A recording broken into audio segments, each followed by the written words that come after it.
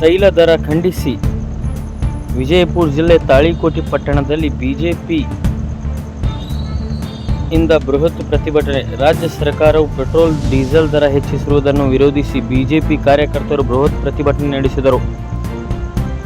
ಬುಧವಾರ ಪಟ್ಟಣದ ಶ್ರೀ ಬಸವೇಶ್ವರ ವೃತ್ತದಲ್ಲಿ ನೂರಾರು ಸಂಖ್ಯೆಯಲ್ಲಿ ಜಮಾಯಿಸಿದ ಬಿಜೆಪಿ ಕಾರ್ಯಕರ್ತರು ಕೆಲ ಹೊತ್ತು ರಸ್ತೆ ಸಂಚಾರ ತಡೆದು ಟೈರ್ಗೆ ಬೆಂಕಿ ಹಚ್ಚಿ ಸರ್ಕಾರದ ವಿರುದ್ಧ ಘೋಷಣೆ ಕೂಗಿ ತಮ್ಮ ಆಕ್ರೋಶ ವ್ಯಕ್ತಪಡಿಸಿದರು. ಈ ಸಂದರ್ಭದಲ್ಲಿ ಪಕ್ಷದ ಮುಖಂಡರಾದ ಶಿವಶಂಕರ್ ಹಿರೇಮಠ ಹಾಗೂ ಗಂಗಾಧರ ಕಸ್ತೂರಿ ಅವರು ಮಾತನಾಡಿ, ಸರ್ಕಾರದ ಈ ನಿರ್ಧಾರವು ಜನ ವಿರೋಧಿಯಾಗಿದೆ ಎಂದರು. ಪ್ರತಿಭಟನೆಯಲ್ಲಿ ಪಕ್ಷದ ಮುಖಂಡರಾದ ವಾಸುದೇವ್ ಹೆಬ್ಸೂರ್, ಪ್ರಕಾಶ್ ಹಜೇರಿ, ಮಾನ್ಸಿಂಗ್ ಕೊಕಟ್ನೂರ್, ಮಂಜುನಾಥ್ ಶೆಟ್ಟಿ, ಶಿವಮ್ಮ ಬಿರಾದಾರ್, ರಾಘವೇಂದ್ರ ಚವಾಣ್, ಜೈಸಿಂಗ್ ಮೂಲಿಮನಿ, ಮುದ್ಕಪ್ಪ ಬಡಿಗೇರ್, ಮಾಂತೇಶ್ ಮುರಾಳ್, ನಾಗರಾಜ್ ಬಳಗಾರ್, ನದೀಂ ಕಡು ಇನ್ನು ಹಲವರು ಉಪಸ್ಥಿತರಿದ್ದರು.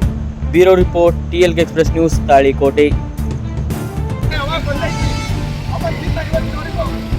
ಜನಸಾಮಾನ್ಯರಿಗೆ ಬಹಳ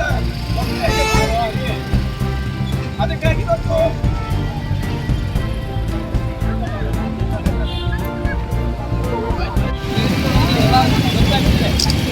$180 ಕೋಟಿ ವಾಲ್ಮೀಕಿ ನಿಗಮದ ಹಗರಣದಲ್ಲಿ ಭಾಗಿಯಾಗಿ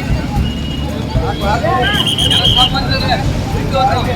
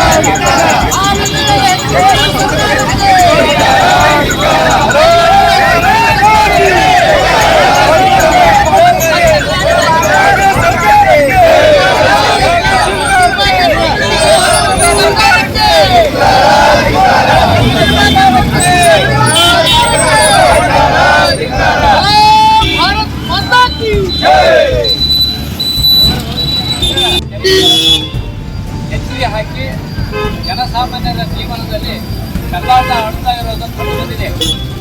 ಕೇವಲ ಇವುಗಳ ಅಷ್ಟೇ ಬೆಲೆ ಏರಿಕೆ ಅಂತ ನಾವು ತಿಳ್ಕೊಂಡಿದ್ದು ತಪ್ಪು. ಬೆಲೆ ಏರಿಕೆಯಿಂದ ದಿನನಿತ್ಯ ಬೇಕಾಗುವ ಸರಕು ಸಾಮಗ್ರಿಗಳಾಗಲಿ, ನಿತ್ಯ ಉಪಯೋಗಕ್ಕೆ ಇರುವಂಥ ಸಾಮಾನುಗಳಾಗಲಿ ಅವುಗಳ ಬೆಲೆ ಹೆಚ್ಚಾಗುವುದರಿಂದ ಬಡವರು ಬಹಳ ದುರ್ಬಲವಾಗಿದೆ. ಭಾರತೀಯ ಜನತಾ ಪಕ್ಷ ಕೇವಲ 40% ಕಮಿಷನ್ ಸರ್ಕಾರ ಅಂತ ಯಾವಾಗ ಹೇಳಿರುವಂತ ಸರ್ಕಾರ ಅವರೆಲ್ಲ ಏನ್ ಮಾಡಕತ್ತಾರ ಅಂದ್ರೆ ಜನರಿಗೆ ಬಿಟ್ಟಿ ಬಗ್ಗೆ ಕೊಡ್ಬೇಕಂತ ಹೇಳಿ ಎಲ್ಲ ದಿನಸಿ ವಸ್ತುಗಳ ಮೇಲೆ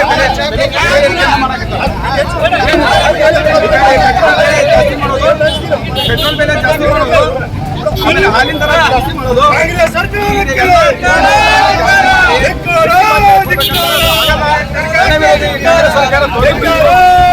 ಕಾಂಗ್ರೆಸ್ ಸರ್ಕಾರ ಇರಬಾರ್ದು.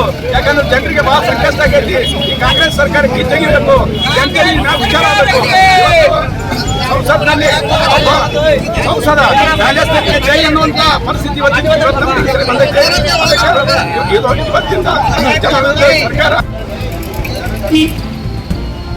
ಆತ್ಮೀಯ ಬಂಧುಗಳೇ,